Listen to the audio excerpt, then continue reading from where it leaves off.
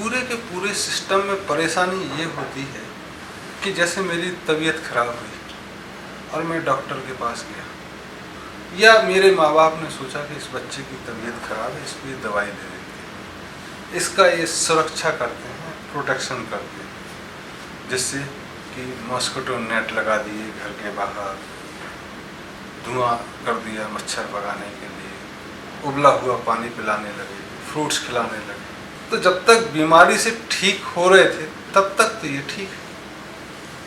अब मैं स्वस्थ होने लगा हूँ और यही सब आप करते रहे, तो जो धुआं मच्छर भगाने के लिए था वो मुझे मारने के लिए भी शायद काफ़ी हो सकता है। जो बॉइल्ड वाटर मेरे स्वास्थ्य को जल्दी सुधार के लिए ज़रूरी था, वो मैं हो सकता है कि लगातार पीता रहूं तो मेरे अंदर की प्रतिरोधक क्षमता खत्म हो जाए। जो फ्रूट्स खा के बॉडी थोड़ी ठीक हुई थी, पेट ठीक हुआ, वो लगातार खाने से हो सकता है कि दूसरी चीज़ ही न पचा पाए। तो कमोबेश हो सकता है कि किसी एक समय में जो सार्वजनिक वितरण प्रणाली है, मिनिमम सपोर्ट प्राइस पे खरीदना है, कोऑपरेटिव से बीज देना, खाद देना, सहकारी बैंकों का सहयोग करना या असहयोग करना, मंडियों का निर्माण करना, ये किसी एक समय में बीमारी के समय में ठीक रहे थे, लेकिन लगातार चलाए जाने से किसान बीमार बना हुआ है, उसकी दशा में सुधार नहीं। अब आपने मिनिमम सपोर्ट प्राइस जैसे 1500 रुपये, लास्ट ईयर 1400 थी, इस साल 1500 रुपये, जैसे आप दान दे रहे हो, भीख दे रहे हो। आप 2 एकड़ में सरकार खेती कर ले या आंकड़ा ले ले कि कितना प्राइस प्रोडक्शन का आता है और उसमें 10% 20% जोड़ दे। तब ये सार्वजनिक करने की ज़रूरत है कि पंजाब में 1 एकड़ ज़मीन पे 25 बोरा प्रोड्यूस करने के लिए अगर 1200 रुपये आता है खर्चा, तो 1540 रुपये मिनिमम सपोर्ट प्राइस रखते हैं।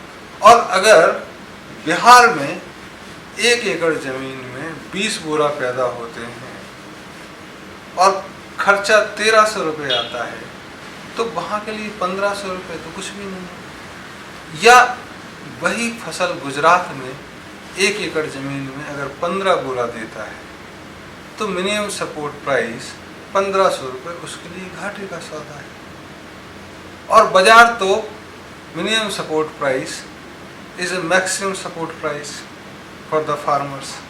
और दूसरे जो आटा बेचने वाले हैं वो उस प्राइस पे खरीदते हैं और अपना भंडारण करते, फिर वहाँ से आटा बेचने का काम। तो एक तरफ सरकार कहती है कि हम व्यापारी का काम नहीं, और दूसरे तरफ सबसे बड़े व्यापारी बनने की कोशिश करते हैं। बड़े बड़े यूनिट आपने इसलिए बेच दिए प्रॉफिट वाले कि हम व्यापार में करेंगे, और सबसे ज़्यादा चीज़ अनाज की खरीद, जिन्सों की खरीद, और फिर सार्वजनिक प्रणाली से बेचना, ये सबसे बड़ा धंधा आप कर रहे हैं। तो लोगों को खड़े होने की आप हिम्मत ही नहीं दे रहे, सहयोग भी नहीं दे रहे, आप उन्हें बांधे रखना चाहिए। संसद में आप बहस करते हैं कि हम फार्मर के सहयोगी, जब आपकी सरकार होती है तब आप कुछ नहीं करते। जो आज सरकार बनाए हैं, जब विरोध में थे तब वो चिल्लाते थे। अरे इस चिल्लाहट से किसानों को दूर रखो, उनको बड़ा होना है। आपका काम इतना ही है कि उनके साथ अन्याय ना हो, न्याय की व्यवस्था, उस पर आप ध्यान नहीं देते। तो सारे दूर चर्चा होती है और न्याय की चर्चा नहीं। किसानों को जो ऋण में उपलब्ध होता है वो सरकारी बैंक भी आज, और जो सहकारी बैंक है या प्राइवेट बैंक है, पैसा वसूलने के लिए बाउंसर सुगन्नों का इस्तेमाल दोनों ही करते हैं। और फिर उनको तो लोन देने में भी दिक्कत है, और जो प्राइवेट सूदखोर हैं वो 12% से लेकर 120% तक ब्याज करते हैं। तो आत्महत्याएं इसलिए नहीं हो रही कि उनके पास एक फसल से उबरने का मौका नहीं, वो सूदखोरों के दबाव से कोई निकलने का जरिया ना होने के कारण बहुत सारी आत्महत्याएं। इस पे आपका ध्यान नहीं है।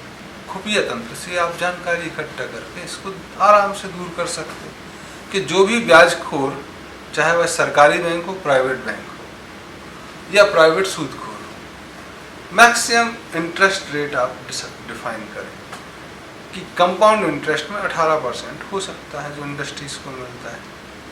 नॉन परफॉर्मिंग असेट इंडस्ट्री में कहीं ज़्यादा है फार्मर्स के उससे, तो आप 10% नॉन परफॉर्मिंग असेट के लिए छोड़ सकते हैं कि इतना। और मान लो अगर एक फसल डूबी तो आप 1 साल के लिए पोस्टपोन कर सकते हैं या 6 महीने के लिए। इस पे आपका ध्यान दें। दूसरा, आपने एक समय में मंडी, कोऑपरेटिव ये सब बना दी और आप देखोगे कि इनके चुनाव होते हैं और इनके चुनाव में लड़ने वाले लोग एक छोटे से कस्बे में 5-5, 10-10 लाख रुपए प्रचार के लिए खर्च करते हैं, तो बाद में कहीं ना कहीं से तो कमाएंगे, चाहे परोक्ष हो या अपरोक्ष हो, तो किसानों से ही कमाएंगे। तो उन चीज़ों से आपको फ्री करना जरूरी है, ये फालतू के चुनावों से। अब होगा कैसे? तो अगर इंडस्ट्रीज में देखो कि एक साबुन बनाने वाली इंडस्ट्रीज है या एक कंप्यूटर बनाने वाली इंडस्ट्रीज, उनके सेल का आप मीडिया देखो। अगर आप प्राइसिंग देखो उनकी, तो एक प्राइसिंग होती है ex works, ex godown, ex warehouse, free on road up to destination, और पेमेंट थ्रू LC और थ्रू बैंक डॉक्यूमेंट और आफ्टर डिस्पैच एंड इंस्पेक्शन।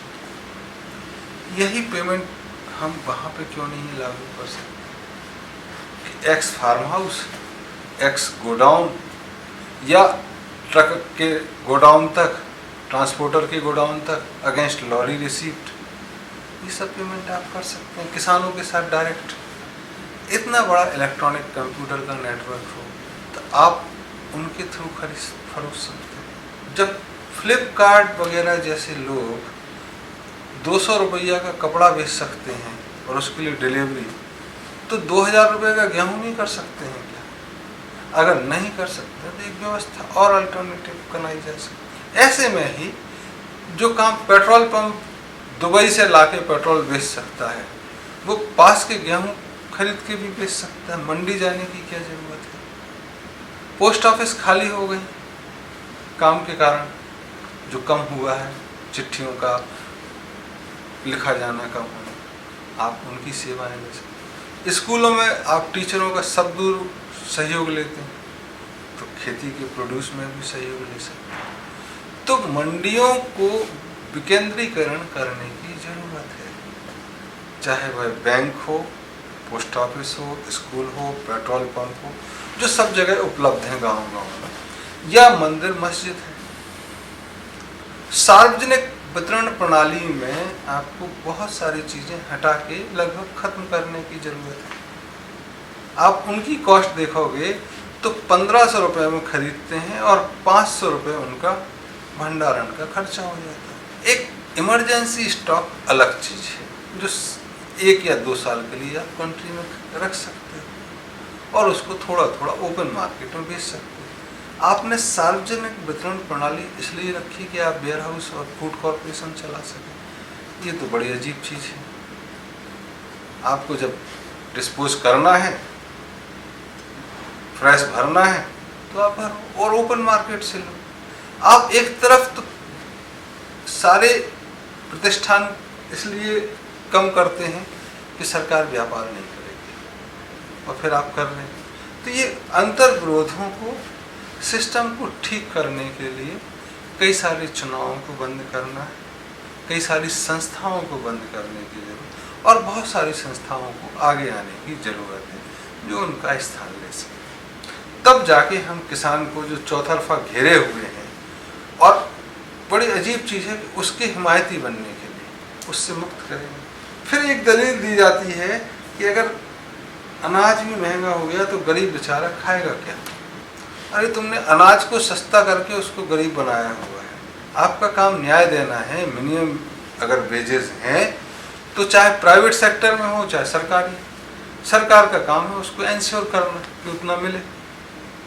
खेती में आज मजदूर नहीं मिलते हैं कई बार, और दूसरी जगह आप एक ही काम के लिए 7,000 रुपये देते हैं और उसी काम के लिए सरकारी आदमी को 70,000 देते हैं।